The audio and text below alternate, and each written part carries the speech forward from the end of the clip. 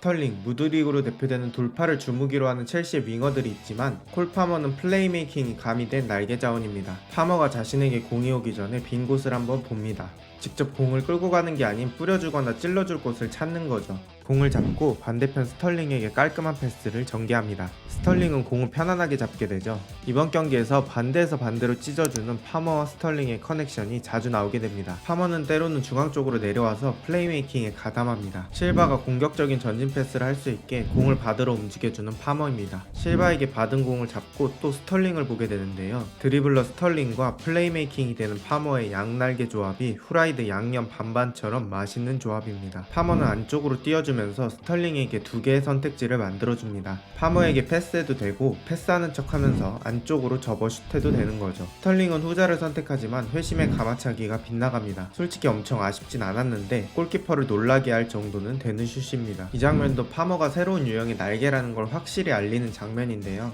갤러거가 사이드로 달려나가자 파머는 공을 툭 찍어서 침투에 응답합니다. 비록 갤러거는 좋지 않은 터치로 공을 뺏기지만 갤러거와 파머의 위치 바꾸기 그리고 파머의 타이밍 좋은 패스까지 칭찬하기에 충분한 장면이었습니다. 사실 오늘의 진짜 에이스는 스털링이었습니다. 카이세도의 패스를 받은 스털링이 2대1 싸움을 시작합니다. 순간적으로 한번 헛다리를 치면서 왼쪽에 빈 공간을 만들어 놓습니다. 스털링도 오른쪽은 막혀있다는 것을 알고 있습니다. 그래서 수비 쪽으로 접근하며 왼쪽으로 한번 칩니다. 그리고 슈팅까지 만들어내는 스털링입니다. 골키퍼 다리 사이로 충분히 들어갈 수 있는 슛이지만 키퍼가 잘 막아냈습니다. 방금 전과 다른 장면이고 스털링은 또 사이드에서 2대1 싸움을 맞습니다. 오늘 기본 2명씩 마크맨이 붙는 스털링입니다.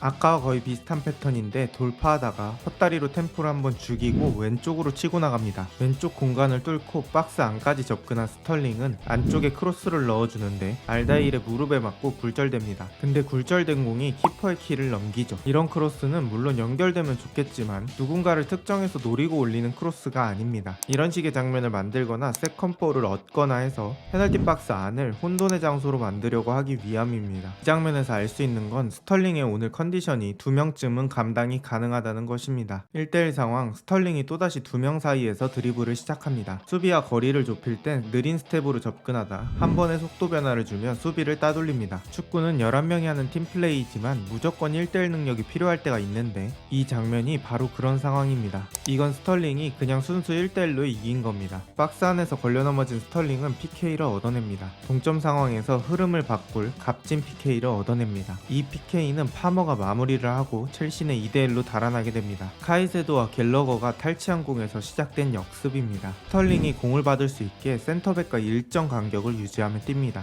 그 와중에 오프사이드 라인을 계속 보면서 뜁니다. 갤러거가 스털링에게 양질의 패스를 넣어줍니다. 스털링도 패스를 받을 때 퍼스트 터치가 미쳤습니다. 퍼스트 터치를 잘 해놓으니까 가뜩이나 빠른 스털링을 센터백이 속도로 잡을 수가 없습니다. 손흥민이 벌리전에서 해트트릭을 할 때 마지막 골이 이렇게 들어갔는데 그때랑 상당히 비슷한 느낌의 장면입니다. 손흥민이 니어포스트였다면 스털링은 팝포스트로 슈팅합니다. 깔끔하게 골라인 안쪽 옆그물을 건드리며 득점합니다. 이런 장면은 컨디션이 좋지 않았다면 유효 슈팅은 몰라도 득점은 어려웠을 겁니다. 하지만 아까부터 나리선 스털링의 컨디션이 모든 걸 가능하게 합니다. 73분 스털링이 또 측면에서 달리기 시작합니다. 달리면서 반대편을 보며 줄 곳을 찾습니다. 반대편의 파머를 보고 약발로 감아서 안쪽으로 넣어줍니다. 보통 마무리 욕심이 있는 선수는 여기서 슈팅을 시도합니다. 근데 파머는 아까 말한 플레이메이킹을 유감없이 보여줍니다. 열려있는 잭슨에게 공을 줍니다. 잭슨은 공을 잡고 달려나오는 수비를 발바닥으로 긁어내며 제칩니다. 잭슨의 번뜩임이 한번 나와줬습니다. 발바닥으로 긁고 난 뒤 골키퍼가 왼쪽 모션을 취하자 바로 오른쪽으로 마무리하는 잭슨입니다. 프리시즌에 보여줬던 번뜩임이 나온 잭슨입니다. 이로써 오늘 스털링은 4골 모두 직간접적 관여를 했습니다.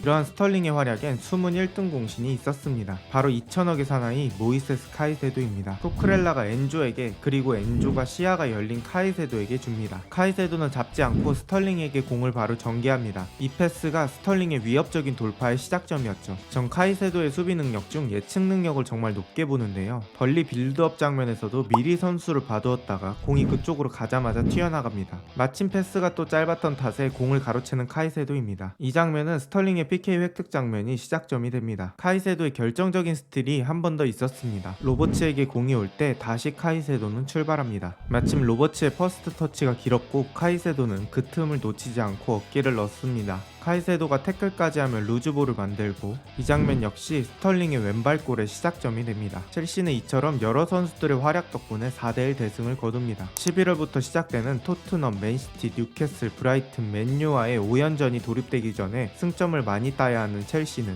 리그 2연승으로 기분 좋은 흐름 속에서 일정을 보내고 있습니다. 팀 득점이 11골로 많은 득점은 아니지만 나름 득점이 골고루 분포되어 있는 것도 희망적입니다. 과연 첼시가 포치 아래서 이번 시즌은 달라진 모습을 보일 수 있을까요? 오늘도 감사합니다. 좋은 하루 되세요.